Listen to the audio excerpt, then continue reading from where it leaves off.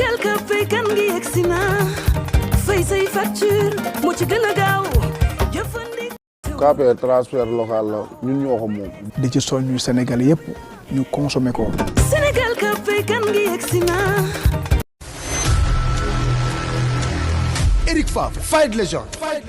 Le 2 décembre 2023 au Grand Théâtre à partir de 18h ay combat yu nara neex Laurent Ndiago ak Bou Siteu combat amateur kickboxing waaye lii moo ko nar a yëngal battle wala combat Ngaaka Blindé ak waa Akhlou Brick mer bi dafay nga ni moo jëp xaw Baba Ndiaye li équilibré wul de est-ce que doowul renfort Papi arrête son excellence kenn du ko yàq ci saret Eric Favre, Fight Legend indi nañu ay combat professionnel Omar Samb ak Merwan Sifi champion du monde de kickboxing bu ring bi di tàng yenn saa dañu koy seddal ba mu sedd ak la voix des femmes Mia Guissé way Samb daw leen gaaw jëri seen ay ticket am na entrée 10 000 25 000 wala entrée 100 000 francs plus un dîner exceptionnel point de vente Obi-On Sea Plaza Grand Théâtre National Apple Phone Shop Anne Maris La Rôtisserie G2 Grand Dakar Infoline 78 630 56 14 wala 33 840 28 12 di ngeen gis ay innovation yu doy waar Fight Legend Eric Favre c'est du jamais vu. asalaamaaleykum mbokki internet yi di leen nuyu bu baax di leen ziar di leen bëggee ñuy suivre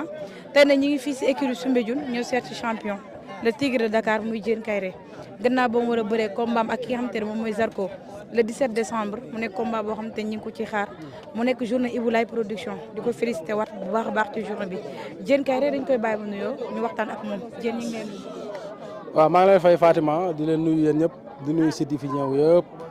di nuyu Lamine di nuyu seen caméraman yi xam nga di nuyu fii ngeen ma fekk nii muy écurie Soumbédioune waaw di nuyu képp kuy mbër dirigeant su ma limee damay juum xam nga di bëggee supporters yi waaw képp ku fi am combat rek mel ni bébé Diène ñoom dogo xam nga CFA boo yëpp ñoom bañik ñoxor su ma limee damay juum presque ñëpp yàlla may nañ ay combat xeeru faas waaw ñëpp yàlla nañ yàlla may ndam incha allah ren loolu lañ bëgg jël paie waaw soobee yàlla ndax gis nañ supporters yi ni ñu taxaw suñu ginnaaw di nuyu Medina yëpp cat ba cat waaw moo limee damay juum Fann Gueule Tapée waaw Fass Colobane xam nga Rebeuss waaw Cité Asecna Derklé Castor yëpp Cité Marine xaar yàlla xam nga Jëppal Bourguiba ñëpp Liberté 6 Sacré-Cœur waaw ba Grand Yoff bàyyiwuñ kenn di nuyu waa Tëngéej waaw di nuyu waa Kër Ndiaye Lo yëpp cat ba cat rawatina waa Cité da baax waaw di nuyu ñëpp daal di nuyu sama yaay bu baax a baax di nuyu Sénégal yëpp di nuyu kilifa diine yi di nuyu képp kuy mbindeefu yàlla rek maa ngi lay nuyu di la ñaanal jàmm jaajëf. Diène fan nga toll ci wàccaay bi gis nañ ne le 17 léegi mu ñëw te war ngeen am benn face to face dimanche mais ci côté wàccaay bi. waaw wàccaay bi ñu ngi si mën naa ne instant ñu ngi si phase terminaison yi waaw parce que liggéey nañ lépp lu ñu war a liggéey waaw instant yi nag lii moo ci des bu ñu ñëwee fii xam nga mottali quoi waaw ñaan yàlla may ñu ndam mais instant yi moom wax dëgg yàlla pare nañ. ki ngay bëreel ñu gis ko dafa voyagé woon ñëwaat ba mu ñëwaatee ñu ne ko gis nañ Diène Kaïré mu ne moom su ma sañoon Diène day toll noo xamante ni sax su ñëwee ndax népp lu mu toll rek poids bu mu jël bu gënee bari daf may gën a arrangé. waaw moom gis-gisam la xam nga nit ku nekk moom sportif la nit ku nekk sa gis-gis waaw moom amaana moo gis poids sax mais man yàlla xam na ne gisuma ko waaw ci liggéey laa nekk ci benn tempo rek dañu làmb la ñu liggéeyal waaw parce que dafa jot ñu dem suñu yoon fa am lu ñu war a wane su làmb te ragaluñ fi ñu jëm waaw. ci côté corpulence bi tamit gis nañ nga yokk. non man gars yi ma koy wax sax yàlla xam na ne man mi sax yëguma ko waaw yëguma gars yi naan Diène yokku naag wàññi na rek xam nga gars yi ñoom chaque combat day ñëw ñu ne bii dafa wàññeeku ba mu ëpp bii ñu ne daa yokk lu ne daal xam nga mais ñun daal ñu ngi suñu wàccaay di nekk suñu rythme ànd ak suñu ay coach waaw di liggéey ku ñu mel ni sama papa ñoom maxu grand père ñoom ñëpp coach écurie bi dirigeant yi waaw ku ci mel ni Lamine tamit maa ngi koy nuyu Olympique Club xam nga ak gii ñoom ñëpp waaw sama père Max tamit Liberté 4 waaw gis naa taxawaayam xam nga ñoom père Alou Ndoye ak ñëpp waaw surtout ñoom Ousmane si tamit maa ngi koy bëggee moom combat bi du ko jël def ko combat am depuis le début waaw voilà maa wax nag damay bëggee ki ñu wax Baba Diaw kooku moom Sénégal yëpp gis nañ sama diggante ak moom waaw ci lu ma ne mu ngi ci lu ma newul newu ci vraiment di ci jàpp di ci def dooleem li mu ciy def rus naa ko sax taxaw di wax jàpp te yàlla rek tax nag dara taxul di ko ñaanal le 25 tamit journée bi incha allah réussir ndax journée bi gën a neex ci saison bi la tëgg di doom Medina di promoteur Medina xam nga di nuyu soxnaam aussi awa xam nga di bëggee ñëpp. Zarko ñu gis ne daf la ñeme ba chaque jour heure bu waxee li muy wax du ko waxaat ñu ne ko nag mu ne adversaire bi benn jooy laa koy jooy. waaw ñun loolu daf ñuy neex loolu daf man dama bëgg mbër bu ma ñeme parce que xam nga rek waaw mën naa ne depuis Youssou Ndour la ma mbër gëj a ñeme xam nga wax ak man signature mu ñëw def ko mais ñi ma dajeel ñëpp da ngay wax li ngay wax boo ñëwee jour ba changer stratégie moo tax moom ñeme bi ma ñeme daf may neex mais bu mu doon yem ci ay micro dama bëgg mu ñeme ma bu arbitre sifflé man ak moom li muy wax yëpp mu dëggal ko waaw mais waxu nii ni moom góoma ko bu dee li muy woote dëgg la li muy wax na ko dëggal waaw ñun jëf la ñuy xaar yàlla du fay wax bàyyi jëf waaw kon ñun pare nañ mooy loolu mais ndaama nga da ngay ko neen kon moom force moom daal bu nangoo ku daan sa morom konko ñu signé loolu yàlla seede na ko ku daan sa morom konko moom ndel la def damay bëtt ndel bi maa gën a dof téeméeri ji waaye yow ban ndel man nii laa koy moom moo def ndel moom moo jekk si kong waaw yàlla xam te na bàyyi matte yi waaw yaa ma gën a xam ndax combat bu méttee nga koy xaar bu nangoo ñu signé loolu ku daan sa morom konko mais lan moo tax nga ni combat bu métti mi ngi koy xaar mais loolu la parce que maa ngi moom yëpp daa am fu ñu war a dem man dafa war man fi ma toll nii yàlla xam na ne am na yoon bàyyi ma sax sama xel waaw dama war a dem waaw àdduna nag yàllaa ko moom te suba yàlla la mooy xool lu ko neex mu def ko waaw te ñun moom rek lañuy topp yàlla rek lañuy topp toppuñ keneen fu mu ñu jëmale foofu la waaw ñu ngi liggéey daal di xaar bés ba. moom nee na yaa ngi soog a am adversaire bu mel ni moom sa carrière ba tey. waaw dëgg la loolu moom fii ku ci ne mbër boo dajalee yaa ngi doog am adversaire bu mel ni moom. mais bët mës ngaa bëree ku mel ni Zarko. ah yow tamit man ma bëreeg ay booy bool daa ko bëri gën ko ës toll seen diggu doole ma doon xale ñëw bëreeg ñoom lay lambu yàgg bëreeg ñoom daan leen ci bëre ak ñeneen waaw loolu amul solo te loolu sax du dara li am solo mooy jour ba man ak moom arbitre siffle génn suñu diggante waaw. moom nee na góor mos koo diriger nag nee na yow yaboo ko benn yoon taxaw ak moom di ko diriger nee na bu diriger daal mooy diriger mooy xeex mooy bëre yow leen rek nga ci am. waaw déggoo ma loolu laa bëgg déggoo mbër gëj na dox sama kaw depuis Youssou Ndour bu Balla Gaye maa ngi koy nuyu au passage di ko ñaanal jàmm ba ma bëreeg moom la mbër gëj arbitre siffle mu siif sama kaw ñi si des yëpp maay dox seen kaw kon moom loolu bu ko waxee dinaa ko xaar benn 1 minute ba xam ndax li mu wax dina ko def. moom nee na combat du mat 1 minute nga bëgg ko xaar. ah kon jeex na li mu wax bu ko dëggalee yàlla xam nañ duñ bëri 1 minute waaw bu dee li muy wax gëm na ko man moom mbër moom du ma ay waxam du ma ci dóor sama doom ñun ñëpp ay mbër lañ gars yi bu ñu signalé gauche droite la ñuy jàdd mais li muy wax balaa ma ngaa gëm dëgg arbitre sifflé waaw. mais ñu gis Zarko bu pare Zarko boo xamante ni macha allah nee na moom ni mu mel sax yow da nga koy xool di ko jaar yow da ngaa yéem ci. waaw waxin la rek déggoo man dama koo xam depuis Mbapat. Zarko bu ci nee xam naa bu ci newul xam naa bu paree xam naa bu parewul xam naa. Zarko bi noo gisee. dama koo xam bu baax a baax a baax. bi pare na wala pare non bii nag xoolaguma ko quoi bii moom gars yi may joxe information. gisoo ko Zarko ba tey. non non dimanche laa koy xaar incha allah dimanche laa koy xool xam kii fu ma koy jaar incha allah. mais mën nga def analyse boo xamante ne toog xaar ko nga nii ngeen jàkkaarloo nga ni moom ngay xool pour dimanche pour foo ko jaar. waaw dima non loolu du match loolu foog ñu taxaw ma ak moom ma xool ko man samay bët rek doy na ma. d'accord waaw luñ mën a xaar ci Diène Kaïré ndax kon li nga wax rek Diène dafa am fu mu toll mais ba tey dañ ne dafa xaw a retard tuuti est-ce que tey mën nañoo xaar combat bi nga def lu extraordinaire envers Zarko. waaw li gars yi di wax man gisuma retard Youssou Ndour du maa ngi jégalu sax tudd ma koy tudd sama nawle la man ak moom ñoo bëreendoo combat déclenchement te gis nga fu mu nekk waxuma dafa tardé de waaw kon ak ñeneen ñoo xam ne bëree naa ñoom ba léegi ñu ngi bëree petit combat kon man gisuma tardé amaana gars yi ñoo bëggoon nag ma teel a ñi may bëreel nii ñëpp ñoo ma mag dama leen seetaan lu yàgg waaw te li may wax gars yi rek àdduna yàllaa ko moom waaw bu doon suñu sañ-sañ ñun rek heure bi téye nañu roi bi waaw mais loo gis taal ak app ak heure waaw te ñun yàlla rek la ñuy déglu waaw man gisuma tardement gisuma dara waaw. mais lu ñu mën a xaar sa combat ak Zarko. waaw sama combat ak Zarko fulaak fayda rek fulaak fayda ñëw rek incha allah bëreeg moom ñaan yàlla may ñu ndam ñu daan ko kon ne suñu yoon fii dara garaaw fi dara diisu fi dara yéemawu fi yàlla xam na ko ñu ñëw rek dañ koy oyofal. dama ko laaj ci cadre bëre.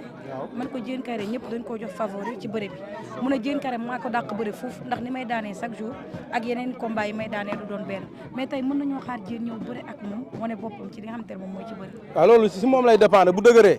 bu fekkee dëgër na ës dëgg waaw dinañ bëre combat bu neex. loo jàppee dëgg mais bu dee day naxaate moom bu ma ko jàppee fu ma neex laa ko jëmal. Zarko sañ naa naxante ak yow. ah baax na ba jour ba rek. bu bëggee ñu bëre ko làmb ji yàgg daal na dëgër waaw lu ma def mu dindi lu mu def ma dindi incha allah. bu la woo ci xeex. waaw xeex moom du ma ko ci wuyu ndax moom du xeex. Zarko du xeex. non Zarko du xeex. nga ni. Zarko nuurukat la day yooru. day la. nuurukat la xam nga nuurukat yaa ngi fii géej. waaw plongeur yi maa ngi leen nuyu ñoom ñëpp. mais moom nee na fii benn adversaire rek la fi am muy Gris Bordeaux mais yow day yow jaar jàll. waaw loolu sañ-sañam la am na ci plein droit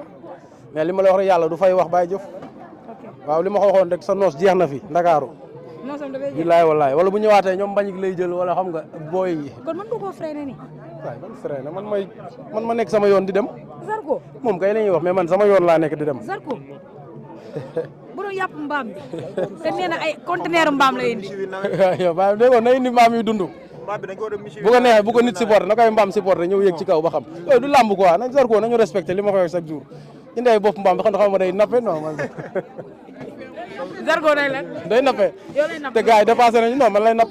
naa ko buy wax di dagg yaramam di bandulu man dama ko xam waaw man ak moom yàgg na du tey kon man mënu ma jaaxal nga ñëw rek ñu def sport mënu ma yëm ci dara waaw ku mën sa morom duma. mais gëm-gëm bi lan la jën da nga jàpp ne Zarko. non gëm-gëm bi mooy nit ki boo doyloo yàlla moom lan ngay dute ci leneen ci àdduna doomu aadama doo dute ci loo munti nekk nag buñ naroon dugg ci làmb yàlla xam na ne te gëmuñu ko du ma ci dugg gars yi di ma topp parce que man yabuma leen te dama respecté sama bopp damaa gëm ne lii may def mun naa ci am dara sinon ma dem toog Amérique bu yàgg comme gars yi waaw mais làmb laa bëgg moo dee sama xol laa gëm ne lépp incha allah moo ma koy may loolooy gëm-gëm bi te tey la chaque jour ma gën a xëy gëm-gëm bi di gën a dëgër waaw. côté préparation bi gis nañ ni Diène dañoo yaakaar day voyager mu resté fii lan la par rapport ak sa adversaire. waaw dafa am leneen lu ma bëgg a wane rek loo xam ne gëjoon naa ko liggéey ci làmb waaw moo tax ma jël décision bi xam nga mën a am waaw parce que fii bëri na ay ruq yoo xamante ne mën nga ci liggéey lu garaaw waaw looloo ko gën a tax ma toog fii ànd ak sama staff yëpp vraiment ñuy liggéey boo xam ne vraiment rëccuwuma li tax ma toog fii liggéey waaw rëccuwuma. gis ni beneen changement dafa am écurie Soumbédioune par rapport Diène Kaïré ak ay fansam dem na ba nommé ko le tigre de Dakar ci combat bi la wala loolu dafa combat bee ko fekk ndax dañoo gis ni étiquette bi ñu ngi la koy soog a takkal tigre de Dakar. waaw loolu mën naa ne suñu père Bécaye moo ma ko tuddee Bécaye moo bëri moo daan da ba pare maa ngi koy nuyu di ko encouragé di féliciter Alioune Seye tam sama père xam nga di ko ñaanal ndam di jikko moo bëri moom ba pare lañ def plateau Bécaye ne Dakar nañ jàppale kii waaw ba pare tuddee ma le tigre de Dakar waaw moom man Dakar nag mais tigre laa fi waaw li gars yi di wax rek xam nga Dakar man bàyyi naa ko gars yi man tigre laa fi waaw incha allah dafa am lu ma leen yéene rek waaw. ci côté fans club bi gis nañ ñoom ñëpp depuis loolu ñu ngi manifesté wu de gauche à droite ñu gis ne dem ba créer fans club boo xamante ni tey ñu ngi ci doon wax ci côté mobilisation bi Diène lan la nar ci côté boobu noonu combat ak Zarko dafa am loo bëgg a wane. waaw xam nga làmb léegi li gars yi di wax rek noonu lay doxee làmb léegi moom xam nga people la waaw fexeel people bi bëri ñëw ngeen dajaloo ñëw mais soxlaa mën a bëri li gars yi di wax wala jàng kii yëpp non parce que promoteurs yi loolu la ñuy xool ku amul mbooloo léegi gis nga naal làmb ji nu mu demee waaw c'est normal aussi parce que amuñu sponsor waaw loolu la moo tax nag côté mobilisation bi moom xam nga ñu ngi ciy woo autorité yëpp raw surtout Médina fii waaw di njëkkee si monsieur le maire Bamba Fall sama père vraiment ñu ngi koy woo ci combat bi comme tab mu def na mu daan def waaw jëloon ay bolok yu bari bi baax bëgguñ ma ko ma may dara man ay bolok laa bëgg a booy dem waaw Cheikh Ahmed Tidiane ba tamit noonu Seydou Gueye tamit noonu xam nga waaw ak yeneen autorité yëpp fii xam nga ñu ngi leen di woo waaw ñu ñëw jàpp si mobilisation bi baax a baax sama père Alou Ndoye tam ñu ngi koy woo baax a baax ak Bismi Ndoye sama père ñoom ñëpp vraiment ñëw jàpp si waaw secteur bi yëpp daal képp koo xam ne mën nga si jàpp ñu ngi lay woo di woo waa Soumbédioune mool yeeg mareyeur yeeg ñëpp waaw waa Canal 4 nga xam ne ñoom vraiment dañoo sonn ci Diène bëgg Diène te yàlla rek tax di si jàpp waaw ñoom ñëpp daal xam nga ñu ngi leen di woo pour ñëw incha allah jàpp si combat bi baax a baax. préparer Zarko yomb. waaw Zarko mooy loolu mun naa ne yomb na yombul sa àdduna moom dara yombul parce que looy daj ay coono yombul waaw di profité di bëggee sama booy tamit booy ne ci koñ bi parce que gis naa seen taxawaay waaw man avant maa jóg booy xam nga jug nañ ku ci mel ne booy saketoo yi waaw maa ngi leen di bëggee sama day daw rek ñoom ragaluñ loolu bilaay wallaay ak xam nga yeneen booy yëpp gis naa seen taxawaay cité de Dieu booy yëpp waaw ñoom dañoo bàyyi lépp taxaw xam nga ngir jàppale seen grand samay raq lañ nag ñoom sama kanam lañ màggee nii mais dañ màgg xër ci teg bakken xam nga ñoom ñëpp koñ yi yëpp daal xam nga su ma limee damay juum maintenant cat ba cat ñëpp maa ngi leen di woo incha allah gis naa seen taxawaay. Diène daawul wax de mais léegi moom combat bi gis nañ ci da cee communiqué lan la adversaire bi la wala. non li gars yi naan du jikko jamono la. waaw léegi moom gars yi neen soxlaatuñ muuma. dëgg la léegi moom da ngay génn di wax malgré man maay góor gi ci ruq bi. waaw mais mooy loolu gars yi poñe nañ ma génnal ngay wax affaire yi léegi nii lay doxee waaw Diène néewlug moo ñëw si lépp man ñun côté sport bi lañ favoriser côté bëre côté boobu li ñuy gën a ñaan yàlla di màgg chaque jour waaw mais comme que noonu la demee nag incha allah daal dinañ gis Diène bu bees tàq incha allah. Diène bu bees tàq ci combat ak Zarko. waaw si combat ak Zarko ñëpp. waaw di nuyu ku ci mel aussi l' international Papi Djila Bodi vraiment moom vraiment dugal na loxoom ci combat bi baax a baax waaw ak papi sama copain nekk France moom it papito waaw moom gis nañ fa la nekk mais jour ba sax dafa war a ñëw incha allah moom it da ci teg bakkanam ak international yi ne ñoom Gana Gueye ñu ngi koy woo Gana si koñ bi fii la dëkk moom it xam nga ñu ngi koy woo suñu doom nday waaw ñoom Alsane Ndaw tamit ñu ngi leen di woo ñoom ñëpp ñu ñëw jàpp si daal Mor Ndiaye sama doom nday ñoom Khadim Joel Bamba nañ ñëw jàpp si waaw Latir tam ñu ngi koy woo mu ñëw jàpp si ñoom ñëpp daal nañ. asalaamaaleykum mbokki internet yi di leen nuyu bu baax di leen ziara tey nag ñu ngi fii ci écurie Soumbédioune ñëw seet si ki nga xamante ne moom mooy Diène Diouf Kaïré le tigre de Dakar kon ni ko gars yi di waxee ñu fekk école de lutte mais gannaaw ci loolu bala ñu koy jël ñu taxaw ak ñi nga xamante ni ci fans club am la bokk plus particulièrement ki nga xamante ne moom mooy président fans club bi muy Prince ñu fas yéene waxtaan ak ñoom nan la ji waajee combat bi contre ak ki nga xamante ne moom mooy Zarko Prince maa ngi leen waaw Fatma Dia ñu ngi lay fay di la jox sa wàccuwaay di nuyu ñi nga àndal ñëpp di rafetlu seen teewaay bu baax a baax waaw. Prince ngeen di préparer combat boo xamante ni yéen événementiel ngeen ko def lan moo tax loolu ngeen choisir combat boobu bëgg ko def événementiel da ngeen a jëm ci événement boo xamante ni da ngeen cee war a wane seen bopp wala jour bee ko laaj. waaw loolu dafa leer Fatma Dia parce que boo xoolee ñun suñu mbër xam nañu ay qualité am xam lu mu moom yëpp man mosuma génn sax si ay caméra parce que kii mooy président fan si club Médina fii man bu Derkele mais dafa laaj dafa jot combat bi xam nga autorités yi génn jàpp si xam nga parce que suñu mbër mi ngi wane boppam di def ay preuve am lu ci des pour autorités yi ñëw jàpp si xam nga li ma la wax mobilisation bi gën a doy gars yëpp dem stade waaw loolu mooy suñu moo loo tax ma ñëw fii tey xam nga ànd ak waa gars yi yëpp supporter Médina yëpp di def ndëpp booloo doon benn quoi waaw. ci côté mobilisation bi nga wax ndax ku ne Zarko nekk na koo xamante ni kon li muy wax rek moom ñi koy supporter amaan na sax dëkkuñu kañam ñu muy combat boo xamante ni ñu bari tey ñi ngi xaar Diène ci côté mobilisation ndax fu mu toll vu que am na ñeneen génération yu fi nekk ci côté boobu noonu. non loolu dafa leer combat bi affaire de boy town la combat bi di nga gis Fama Dia loo musul gis barki borom Touba combat bi Diène mooy du Diène de bii waa Ndakaaru la billaay wallaay Medina ba Grand Yoff moom biir koñam Zarko biir koñam ñu ngi ñëw. mais moom nee na fii ngeen dëkk moo leen fa gën a miin. non ñun ñoo ko gën a miin foofu Grand Yoff moom xam na li ñu koy wax Zarko ñoo ko gën a miin foofu pire sang ñu ngi ñëw foofu suñu bâche ñu ko fa war a takk si foofu. foofu noonu. sax ngeen dugg Grand Yoff ba tax ay bâche. la Fatma Dia ñun duñ ko wax de dañ koy def gars yi dañuy képp di simb rek làmb ji fii nii barki yàlla gars yi dañuy képp di simb rek mais ñun dañoo yar ay boy town lañ xam nga gën la undu gën la kilin ñun lu ñu sañul def toog fay jooy mais duñ ay dagg suñu yaram wala yooyu non non Zarko lépp loo xam ne laaj na ko si combat bi dañ koy def buñ ko waree jëli indil ko Diène léegi bàyyi jëm ci jëli ko barki maam Seera Fall waaye caaxaan barki Serigne Touba Mbacke dafa am loo xamante ne nii xam nga loo xamante ni ñi ay porteur de voix lañ xam nga li ma la wax ay ku mel ni Diène Kaïré ay ku mel ni ku war a ànd ak Diène Kaïré duñ nekk fii si caméra yooyu dagg suñu yaram par xolo xale yi boo ci daggee sa yaram wax ay wax yu ñaaw wala def ay def yu ñaaw xale yi dañuy màgg xam nga li ma la wax moo waral lool mais biir géew ñooy diriger ñooy gengse yi ñun ñun booy taw ni barki maam Seera Fall combat nante la comme li Gris Bordeaux wax rek ni nante la combat nante la nante yëpp ay ñëw dem stade nante yi pare nañ lépp fépp billaay wallaay si lépp goreek ñëpp di ko dalee gore Ndakaaru laa lay wax de gore jëm ba fii Ndakaaru yam jam ñaajo ñëpp pare nañ instant bii nii. fans club bi nag nan lay waajee. waaye instant waaj nañ ñun pare nañ instant ñun leneen rek la ñuy ñaan yàlla autorité yi nañ ñëw jàppale ñu quoi instant soxla nañ booy billet rek lañ bëgg a ay kaar ñu dem stade instant ñun ñëpp pare nañ instant yu nag ñu ngi sant nag kenn Baba Diaw ñu ngi koy sant bu baax gis nañ taxawaayam si combat bi instant boo bëggee dégg-dégg ñu moom rek instant bi lañ gisagum si làmb ji dégguñ keneen nag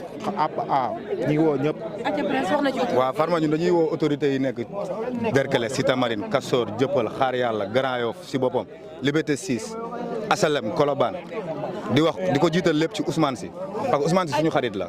Ousmane Sy ñun ak ñoom ñoo fowandoo man moom Diène ak gars yëpp ñoo fowandoo di teg lépp ci loxoom parce que zone 4B bi yëpp Derklé Cité Marine zone 4B bi yëpp moom lañ bëgg may ñu ay billets yu bëri ak ay kaar yu bëri yàgg na ko def nag Ousmane Sy chaque combat Diène daf siy jàpp lu bëree bëri mais bii dañu bëggoon lu muy def mu quadruplé ko ndax Ndakaaru moo soxla waaw di si woo tamit waa Ngomé frère xam nga Ngomé frère di si teg di ko jiital loxo bi si ñoom Bijou Ndiaye ak maire Khady Ngom xam nga Babacar Ngom di woo DG di woo monsieur le maire di woo DG port di woo Cité Marine Derklé Castor bi yëpp autorité yëpp ñu ngi may dégg nañ ci ñëw jàpp xam nga li ma la wax boo yëpp dañoo bëgg dem stade dañoo bëgg feesal stade ndax ci suuf moom barki borom Touba su ma la ko déewee dama nga yóbbal ko waa Grand Yoff yi. maa ngi lay ziar. delloo ziar. lan nga ci sànni. man daal li may wax waa Grand Yoff laa koy lancé di leen wax comme kii nu mu ko waxee ay dagg sa yaram yooyu duñu fa fekk quoi di leen wax ni bande yére la bandi yëre la de wax laa lay wax ni bandi yëre la daa am fu ñu koy solee am foo xamante ne nii dañuy kilin ñun ay boy mit naa leen barki Serigne Touba duñ ñëw esaat di def naka sudul noonu mais foo ñu woo da la siy wuyu côté yëpp dañ fa pare ñun noonu la ñuy mel ku ñu xam ni doxuñu si daray violence mais duñ nangu tamit ku ñu jëm naa ni loolu la ñuy wax waa Grand Yoff lépp lu ñu indi dinañ ko fa fekk di woo tamit autorité Médina yëpp comme kii nu mu ko waxee ay Bamba Fall sunu maire di woo ñoom Cheikh Ba DG Port ak ñoom ñëpp amul kuñ dul bàyyi ndax bu dee sottile rek jéen moom sottile na ndax ku xool ay palmarèsam waroo xaar sax ñu naan la jéen dina egg fenn fii wala ay yooyu noonu gars yi ñoo war a ñëw jàpp si te nag li may wax tamit après combat bi nañu gars yi bàyyi xel na jéen foowul le barki Serigne Touba duñ bëri yoo xam ne dañuy nekk fii di fala jéen foowul dafay liggéey nga xam nga ni kenn du nekk fii nii di foowee jéen du ndoxu kenn ba ku jot naan ñu leen wax nag leen préparé bu baax di woo tamit waa Médina ñu ñëw jàppale seen doom ndax jéenu du ma wax sax Médina Ndakaaru la Fass Colobane Gueule Tapée di leen wax ñu ñëw ndax ñu ñëpp benn leen man moom su ma nee dara daf ma ñor képp ku si mënti nekk muy jéen ak muy keneen ak keneen damay ñëw def si sama lépp laa siy def ndax man Médina moo ma ñor Ndakaaru moo ma ñor te jéen Ndakaaru la kon gars yi nañ ñëw te bañ a bàyyi xaarante bi quoi xam na te affaire yi tamit na nice di wax supporteru Médina yi nañ ñëw billet yi moom bu soobee yàlla na si autorité yi ñëw jàpp ñu feesal stade ba foofu Zarko ñaar bolok la 50 bolok ñun dawuñu lool de 200 bolok day ñëw ñun dawuñu lool ba pare di woo Fatmata di woo pro yi ñoom ay Xaadim Jawe